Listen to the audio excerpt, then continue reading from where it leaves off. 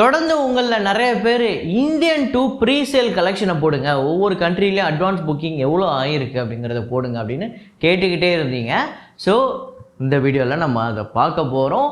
So முக்கியமாக USA, Canada, UK, Australia, Malaysia இங்கெல்லாம் வந்து இந்த படம் வந்து எவ்வளோ கலெக்ட் ஆகிருக்கு அப்படிங்கிறது பார்க்க போகிறோம். டோட்டலாக இந்த படம் அட்வான்ஸ் புக்கிங்கில் இந்த 8 நாளைக்கு முன்னாடியே எவ்வளோ கலெக்ட் பண்ணி வச்சுருக்கு அப்படிங்கிறத ரொம்ப தெளிவாக பார்க்க போகிறோம். அதுக்கடுத்ததாக கல்கி 2898 AD அந்த படத்தோட வசூலையுமே பார்க்க போகிறோம். ஸோ தெளிவான ரிப்போர்ட், இதுவரையும் 7 நாளில் எவ்வளோ கலெக்ஷன் வந்திருக்கு, அப்புறம் மகாராஜா, முஞ்சியா, சாட் அண்ட் ஜூலியட் 3 இது எல்லாத்தையுமே இந்த வீடியோவில் பார்க்க போகிறோம். இது இல்லாமல் இன்றைக்கி 16 இயர்ஸ் ஆஃப் சுப்பிரமணியபுரம். ஸோ அந்த படம் ஒரு ரொம்ப சின்ன பட்ஜெட் படம், ஆனால் வசூல் ரீதியாக ஒரு மிகப்பெரிய சம்பவம் பண்ணிச்சு. முதல் படத்திலே ஒரு இயக்குனர், ஒரு சின்ன டீமு, புது டீமு, அவங்க எப்படி வந்து இவ்வளோ பெரிய பிளாக் பஸ்டர் கொடுத்தாங்க, அதுவும் எவ்வளோ வசூல் அப்படின்னு கேட்டிங்கன்னா மிரண்டு போயிடுவீங்க.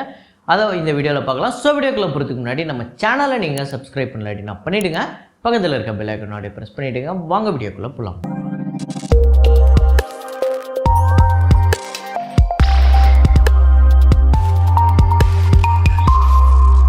நேற்று வீடியோவில் நான் ஒரு ஃப்ரேம் ஒன்று வச்சுருந்தேன், அதை நிறைய பேர் கரெக்டாக கெஸ் பண்ணியிருந்தீங்க. நேற்று ஃப்ரேம் வைக்கும் போதே நான் சொன்னேன், இது நீங்கள் கண்டிப்பாக உங்களோட ஃபேவரட் சாங்காக இருக்கும், ஒரு 100 முறை 200 முறையாவது நீங்கள் கேட்டிருப்பீங்க அப்படின்னு கண்டிப்பாக கேட்டிருப்பீங்க. அப்படிப்பட்ட ஒரு பாட்டு தான். என்ன ஃப்ரேம் என்ன படம் அப்படிங்கிறத பார்த்துட்டு வாங்க.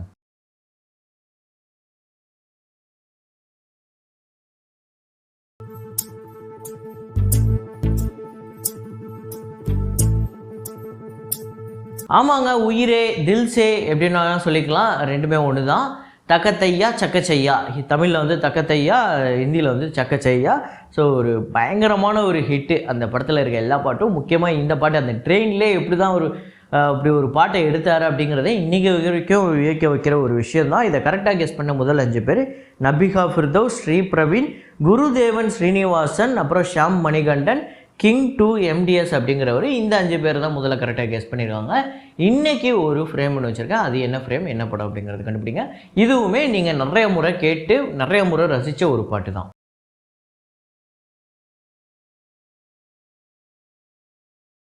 இன்சைட் அவுட் 2 20வது நாள் வசூல் எவ்வளோ அப்படின்னு பார்த்தீங்கன்னா, இந்தியாவில் 44 லட்சம், world wide 28 million US$.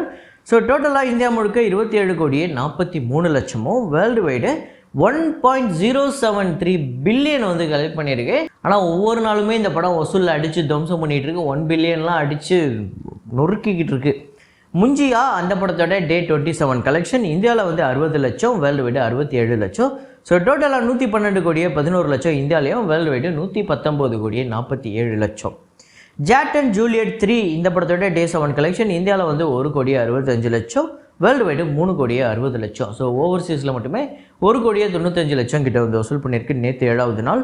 So 25 கோடியே 93 லட்சம் இந்தியாவிலையும், வேர்ல்டு வைடு 60 கோடியே 73 லட்சம் இந்த படம் வந்து வசூல் பண்ணியிருக்கு. மிகப்பெரிய வெற்றி. ஸோ சில பேர் வந்து கமெண்ட்டில் போட்டிருந்தீங்க, பஞ்சாபி மூவியில் கூட இப்படி வசூல் ஆகுதா, அப்போ பஞ்சாபிலே ஹையஸ்ட்டு டாப் 10 இல்லை டாப் 5 கலெக்ஷன் போடுங்க அப்படின்னு கேட்டிருந்தாங்க. அந்த கலெக்ஷன் வேணும் அப்படின்னா சொன்னீங்கன்னா கமெண்ட்டில் போட்டிங்கன்னா நாளைக்கு இல்லை நாளை கழிச்சு வீடியோவில் அப்டேட் பண்ணிடலாம். அப்புறம் மகாராஜா படத்தோட 20வது நாள் வசூல் தமிழ்நாட்டில் 34 லட்சம், வேர்ல்டு வைடு 45 லட்சம்.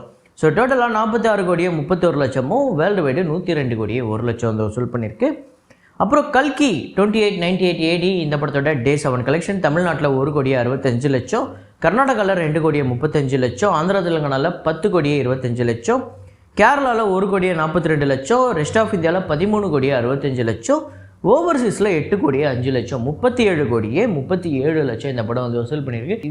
நேற்று வந்து புதன்கிழமையா, இந்த புதன்கிழமை கூட 37 கோடிக்கு மேலே வசூல் பண்ணியிருக்கு ஒரு படம் அப்படின்னா எவ்வளோ பெரிய விஷயம்.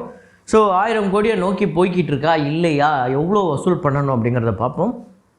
தமிழ்நாட்டில் 29 கோடியே 26 லட்சம் வந்து வசூல் பண்ணியிருக்கு. பெரிய கலெக்ஷன் தமிழ்நாட்டில். அது மட்டும் இல்லாமல் டாப் 10 ஹையஸ்ட் தமிழ்நாடு 2024 கலெக்ஷனில் இடம்பெற்றிருக்கு கல்கி. அப்புறம் கர்நாடகாவில் 43 கோடியே 50 லட்சம், ஆந்திரா தெலுங்கானாவில் 202 கோடியே 45 லட்சம், 200 கோடியே கடந்திருக்கு. கேரளாவில் 17 கோடியே 45 லட்சம், ரெஸ்ட் ஆஃப் இந்தியாவில் 183 கோடியே 33 லட்சம், ஓவர்சீஸில் 178 கோடியே 83 லட்சம். ஸோ டோட்டலாக வேர்ல்டு வைடு 654 கோடியே 82 லட்சம். ஸோ இதில் இன்னும் சில கோடிகள் வந்து ஒரு 7 இல்லை 8 இல்லை 10 கோடிக்குள்ளே இனிமேல் ஏதாவது ஓவர்சீஸில் ஏதாவது ஃப்யூச்சரில் வந்து என்ன ஆகும்னா கொஞ்சம் அந்த அப்டேட் கலெக்ஷன் நம்மளுக்கு கொடுப்பாங்க. அதையும் சேர்த்தா இன்னும் கொஞ்சம் இதுவாகும். இப்போ நான் சொல்கிற கலெக்ஷனே இன்னும் ஒரு 10 கோடி அதிகமாக கூட இருக்கலாம் இந்த 7 நாள்லேயே. அஃபிஷியலாக வந்து 700 கோடி ரீச் ஆயிடுச்சு அப்படின்னு சொல்லி போட்டிருக்காங்க. ஸோ இது ப்ரொடியூசர் ஃபிகர் 700 கோடி, ட்ரேடு ஃபிகர் இப்போதைக்கு 654 கோடி நம்மளோட ரெக்கார்டு படி இருக்குது, நம்மளோட டேட்டா படி. மேபி நாளைக்கு இந்த ப்ரொடியூசர் ஃபிகரும் நம்மளோட ட்ரேட் ஃபிகரும் மேட்ச் ஆகிறதுக்கான மோஸ்ட் பாசிபிலிட்டிஸ் இருக்குது. அதுக்கடுத்ததான் Indian to overseas pre sale collection. ரொம்ப நாளாக காத்துட்டு இருந்தால் அந்த விஷயம் நம்மளுக்கு கிடச்சிருச்சு. யூஎஸ்ஏல $143K $1 19 லட்சம், கனடாவில் $38K $32 லட்சம், யூகேல $15K வந்து கலெக்ட் பண்ணியிருக்கு, இது வந்து 15 லட்சம், கல்ஃப் கண்ட்ரீஸில் $13.5K வந்து கலெக்ட் பண்ணியிருக்கு, 11 லட்சம் கிட்ட வந்திருக்கு.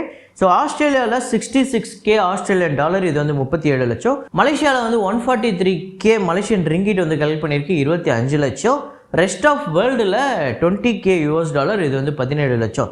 ஸோ டோட்டலாக $280K இந்த படம் வந்து கலெக்ட் பண்ணியிருக்கு, 2,57 லட்சம். ரிலீஸ்க்கு 8 நாளைக்கு முன்னாடியே 2,57 லட்சம். மேபி இதை நான் சொல்லிகிட்டு இருக்கும்போது இந்த அட்வான்ஸ் புக்கிங் ஒரு 3 கோடியாக மாறி இருக்கலாம். ஸோ என்ன அப்படின்னா, ஆக்சுவலாக இந்த கலெக்ஷனை விட எனக்கு பயங்கரமாக வியக்க வைக்கிறது என்னென்னா, ஸோ விக்ரம் சமயத்தில் அது அவரோட ஓன் ப்ரொடக்ஷனு. ஸோ அதனால் அவர் எல்லா இடத்துக்குமே ப்ரொமோஷனுக்கு போய் உட்கார்ந்து ஆகணும், அப்போ தான் அவரால் கல்லா கட்ட முடியும் அப்படின்னு நிறைய பேர் சொல்லியிருந்தாங்க. ஸோ மற்ற ஹீரோஸ்லாம் ஏன் போகிறதில்ல அப்படின்னு நம்ம கேள்வி கேட்கும்போது இதை ஒரு காரணமாக சொல்லியிருந்தாங்க. ஆனால் கல்கியும் இந்தியன் டூவும் அவரோட சொந்த படம் கிடையாது அப்படிங்கிறது உங்கள் எல்லாருக்குமே தெரியும். ஸோ கல்கிக்கு எல்லா இடத்துலையும் போய் உட்கார்றாரு, அப்புறம் இந்தியன் டூவுக்கு எல்லா இடத்துக்கும் எல்லா ஸ்டேட்டுக்கும் போகிறாரு, இத்தனைக்கும் எல்லா கண்ட்ரிக்கும் போகிறதுக்கெலாம் பிளான் பண்ணியிருக்காங்க. ஸோ அந்த அளவுக்கு சூப்பராக ப்ரொமோஷன் பண்ணிகிட்டு இருக்காங்க. கண்டிப்பாக இது ஒரு மிகப்பெரிய முன்னுதாரணம்.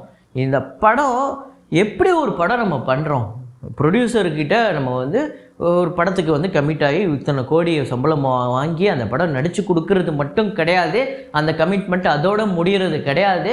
கண்டிப்பாக நீங்கள் ப்ரொமோஷனில் போய் உட்காரணும் அப்படிங்கிறது ஒரு மிகப்பெரிய கமிட்மெண்ட்டாக இருக்குது. அப்படிங்கிறத இன்றைக்கி இருக்கக்கூடிய பெரிய பெரிய நடிகர்களுக்கு இந்தியா அளவில் எல்லாருமே இன்ஸ்பிரேஷனாக எடுத்துக்கக்கூடிய அளவுக்கு ஒரு மிகப்பெரிய விஷயத்த இந்த ப்ரொமோஷன் விஷயத்தில் வந்து கமல் சார் வந்து உலகநாயகன் அவர்கள் வந்து ஒரு மிகப்பெரிய விஷயம் பண்ணிகிட்டு இருக்காரு. ஸோ இதை பார்க்கும்போது ரொம்ப வியப்பாக இருக்குது. இவருக்கு உண்மையிலே எங்கே தாப்பா நேரம் கிடைக்குது, எங்கே பார்த்தாலும் இருக்கார், எல்லா இடத்துலையும் ப்ரொமோஷனுக்கு போகிறாரு. இன்னொரு பக்கம் வேறு ஏதோ ஒரு படத்துக்கு ஷூட் போயிட்டு இருக்காருன்னு சொல்கிறாங்க, டப்பிங் போய்கிட்டு இருக்குன்னு சொல்கிறாங்க. ஸோ இந்த மாதிரி நிறையா விஷயங்கள் போய்கிட்டு இருக்கு. எப்படி தான் இவருக்கு டைம் கிடைக்குதுன்னு எனக்கு ஆச்சரியமாக இருக்குது. ஸோ இந்த ப்ரொமோஷனுக்கு கமல் சார் போகிறத பற்றி நீங்கள் என்ன நினைக்கிறீங்க?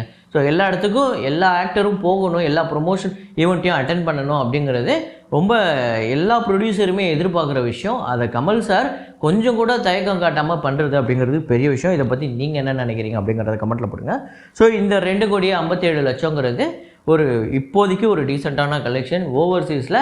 ஸோ ஒவ்வொரு நாளும் போக போக இதை வந்து அப்டேட் ஆகிக்கிட்டே இருக்கும், அப்டேட் பண்ணிக்கிட்டே இருக்கேன். அப்புறம் நான் சொல்லியிருந்தேன் இன்றைக்கி வந்து 16 இயர்ஸ் ஆஃப் சுப்பிரமணியபுரம்.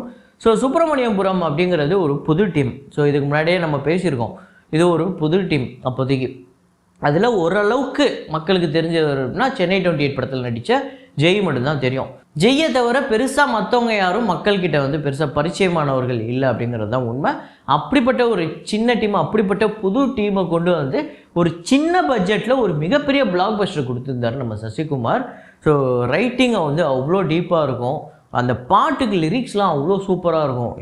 எல்லாருக்குமே கண்டிப்பாக அந்த கண்கள் இரண்டால் பாட்டு வந்து ஃபேமஸாக இருக்கும். இந்த படத்தோட பட்ஜெட் அப்ராக்சிமேட்டாக 1.5-2 கோடி. தமிழ்நாட்டில் மட்டுமே இந்த படம் 23,50,00,000 வந்து வசூல் பண்ணிடுச்சு. ஸோ அதுவுமே லேட்டராக வேர்ட் ஆஃப் மவுத்தில் பிக்கப் ஆகி அடித்து துவம்சம் பண்ணிச்சு. எப்படி நம்ம இந்த பாலா அவர்களோட சேது சொல்லுவோமோ, அன்னக்கிளி சொல்லுவோமோ, எப்படி ஒருதலை ராகம் சொல்லுவோமோ, அந்த மாதிரி லேட் பிக்கப் தான் இந்த படத்துக்குமே இருந்தது. ஆனால் அதுக்கப்புறம் அடித்து துவம்சம் பண்ணிச்சு. அந்த வருஷத்தோட ஹையஸ்ட் தமிழ்நாடு கலெக்ஷன்லேயே ஒரு முக்கியமான ஒரு 8வது இடமோ 9வது இடமோ இருந்தது இந்த படம். அப்புறம் வேர்ல்டு வைடு 26,50,00,000 ஷேரு 14 கோடிக்கு மேலே வந்திருக்கு. ஒரு பெரிய பிளாக் பஸ்டருங்க. அந்த டைரக்டர் இப்போ படம் எடுக்கலை அப்படிங்கிறது மிகப்பெரிய குறையாக எனக்கு இருக்குது. 2 படம் தான் எடுத்தார். ஒன்று இந்த சுப்பிரமணியபுரம், 2வது ஈசன். ஸோ அந்த படம் பாக்ஸ் ஆஃபீஸ் ரீதியாக போகலனாலுமே அது ஒரு சூப்பரான படம். ஸோ இப்போ ஏதோ வெப் சீரிஸ் பண்ணிகிட்டு இருக்காருன்னு சொல்கிறாங்க. ஸோ காத்துக்கின்னு இருக்கேன் அப்படின்னு தான் சொல்ல முடியும். ஸோ இந்த படம் உங்கள் எத்தனை பேருக்கு ஃபேவரட் அப்படிங்கிறது சொல்லுங்கள். அப்புறம் இந்தியன் 2 படத்துக்காக நீங்கள் எத்தனை பேர் காத்துட்ருக்கீங்க அப்படிங்கிறத கமெண்ட்டில் போடுங்க. இதே மாதிரி ஒரு வீடியோவில் இதே மாதிரி கலெக்ஷன் ரிப்போர்ட்டில் மீண்டும் நான் உங்களை சந்திக்கிறேன். Signing off Rahman.